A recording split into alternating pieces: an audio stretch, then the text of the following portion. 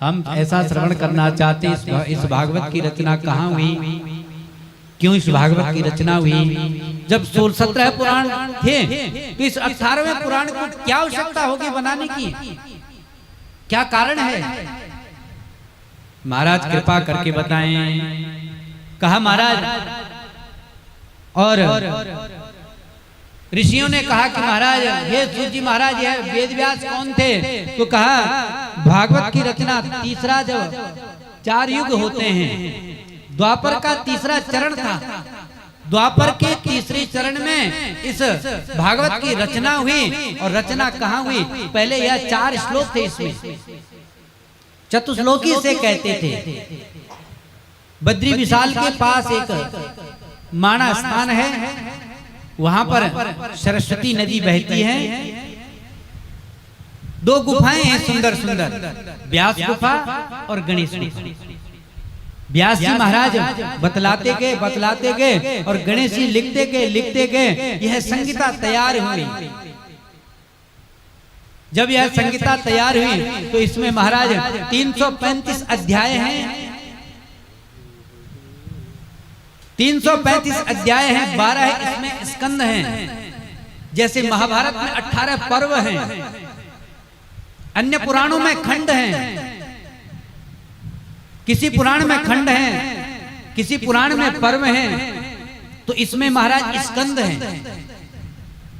जैसे 10 अध्याय मिला करके, जैसे 4 श्लोक मिला करके, 6 श्लोक मिलाकर पूरा करने के पश्चात एक अध्याय बनता है। और जब इन अध्यायों को 4 अध्याय, 6 अध्याय, 10 अध्याय जब मिलते हैं तब एक स्कंद बनता है। तो वैसे इसमें 12 स्कंद हैं, 335 इसमें अध्याय हैं। और कहा महाराज 18,000 इसमें श्लोक हैं। यह संहिता तैयार हुई। अब किसे इस संहिता को दिया जाए, किसे इसे परोसा जाए कि यह सुंदर उसका वाचन कर सके? आपने मकान बनाया। अब आपने मकान बनाया, आप ऐसे व्यक्ति को देंगे कि जिसके पास न धन है, न मन है, न शरीर है, न सामर्थ्य है, तो क्या उस घर की वह मेंटेनेंस कर पाएगा? जीर्ण शीर्ण वह घर हो जाएगा। तो उसी प्रकार कहा भागवत रूपी यह जो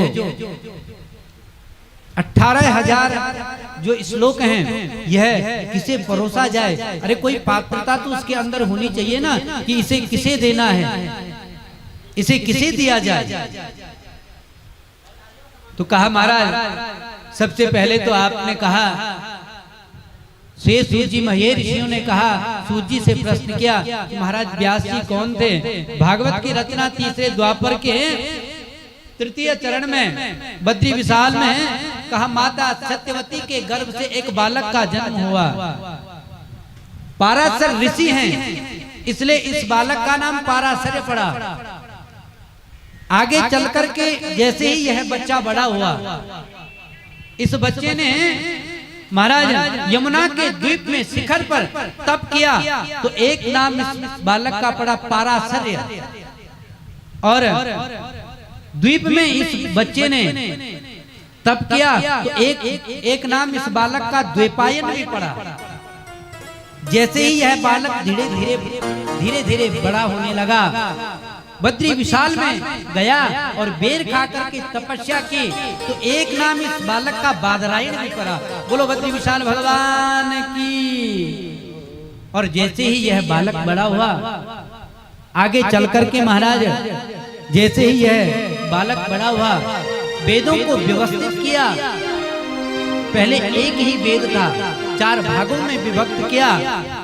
पंचम वेद महाभारत की रचना की। तो फिर इस बालक का नाम वेद व्यास पड़ा। बोलो वेद व्यास भगवान की जय हो।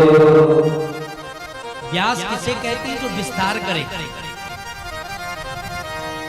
जो विस्तार करे उसे कहते हैं व्यास।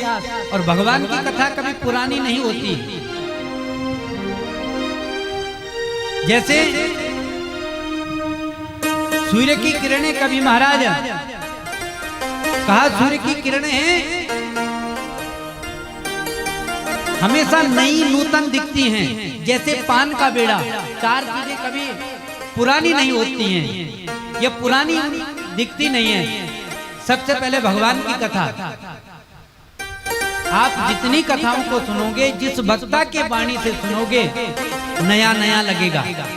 एक ही वक्ता की भी वाणी से सुनोगे तभी भी नूतन यानी नवीनीकरण उसमें होगा। दूसरा कहा पत्नी,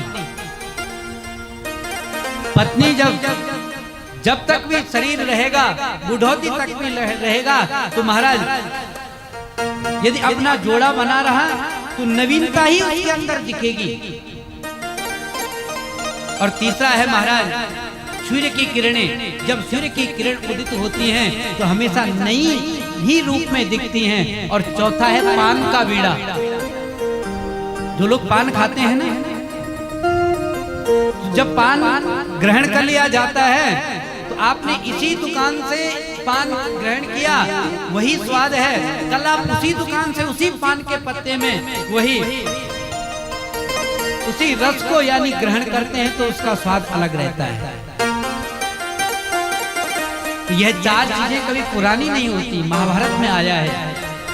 इन चार चीजों कभी पुरानी नहीं होती। तो कहा महाराज कि मंदा सुमंद मतयो मंद भाग्याय पद्रुता भूरिणी भूरि कर्माणि श्रोतव्यानि विभागता। ध्यान देना, संसार है यह नाना प्रकार की जीव आते हैं। यह हम लोगों की क्रीड़ा स्थली है। जैसे कोई खेल होता है ना, जैसे समझो क्रिकेट का खेल हो रहा है, फलाना व्यक्ति पिछली बार 10 बना करके 4 गेंद खेल करके आउट हुआ और आज वह जैसे ही मैदान में आया पहली ही बॉल में वह आउट हो गया। अरे पहले बार में तो 10 रन बनाए, 4 बॉलें खेली और इस बार पहले ही रन में पहले ही गेंद में आउट हो गया। तो यह 84 लाख योनियां इस मैदान में हम आते हैं। जो हमने कर्म किया है उस कर्म को भोगने के लिए हम आते हैं। तो यह संसार है, इसमें नाना प्रकार के लोग हैं। मंदा सुमंद मतयो, कोई मंद बुद्धि है तो कोई तीव्र बुद्धि है।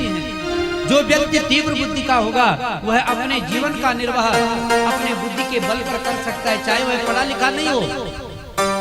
बुद्धि उसके अंदर ठीक ठाक है, वह घुमाना जानता है बुद्धि के बल पर, तो अपने जीवन का लालन पालन वह बुद्धि के ही द्वारा कर लेगा। चाहे वह पढ़ा नहीं है, लिखा नहीं है, लेकिन उसके अंदर बुद्धि तीव्र है उसकी, तो बुद्धि के बल पर वह अपना जीवन निर्वाह कर सकता है। और जिसका महाराज बुद्धि ही नहीं है, जिसके अंदर, यदि उसका भाग्य है तो वह भाग्य के बल पर अपने जीवन का निर्वाह कर सकता है। मेरे अंदर या तो बुद्धि हो तब मेरा जीवन चल सकता है। भाग्य समाप्त है और बुद्धि है तो बुद्धि के बल पर मेरा जीवन चल सकता है। और यदि बुद्धि समाप्त है, भाग्य प्रबल है, तो भाग्य के बल पर मेरा जीवन चल सकता है। लेकिन न बुद्धि है और न भाग्य है, कहा ऐसे लोगों का कैसे कल्याण होगा। मेरा न भाग्य है और न बुद्धि है, तो कहा ऐसे लोगों का कल्याण कैसे होगा। कहा 4 वेद हैं, पंचम वेद जब महाभारत की रचना की, कहा वह भगवान के भक्त की शरण में आ जाए, तो कहा यदि वह भगवान की भक्त की शरण में आ जाता है तो उसका जीवन व्यतीत हो जाता है। लेकिन ध्यान रहे उसकी कुछ कामना नहीं होनी चाहिए। गुरु की शरण में आ जाए और गुरु मुख से जो भी उसे सुना जाए, जो भी इस बुद्धि में प्रविष्ट हो, जितनी भी मेरे अंदर पात्रता है। जैसे बरसात हुई, किसी ने 10 लीटर की बाल्टी लगा दी, किसी ने आधा लीटर का मग्गा लगा दिया। आपस में दोनों पंगा करने लगे कि तेरे मग्गे में कम पानी आया। मग्गे वाला कहता है मेरे मग्गे में कम पानी क्यों आया, बरसात हुई और तुम्हारी बाल्टी में 10 लीटर कैसे पानी आ गया। तीसरा व्यक्ति कहा, तुम दोनों की बुद्धि क्या सटा तो नहीं गई है, ठीक ठाक है ना बुद्धि? अरे उसके अंदर पात्रता अधिक थी। उस बाल्टी की जो क्षमता है वह 10 लीटर अपने अंदर ग्रहण जल को कर सकता है, और जो मग्गा है ना, जग है ना, उसकी केवल आधा लीटर ही पात्रता है। यानी अपना अपना बुद्धि है, अपना अपना विवेक है, अपना अपना भाग्य है। जिसका भाग्य भी मंद हो, बुद्धि भी मंद हो, वह गुरु की शरण में, भक्त की शरण में जाकर के अपने जीवन का निर्वाह कर सकता है। बोलो भक्त वत्सल भगवान की जय।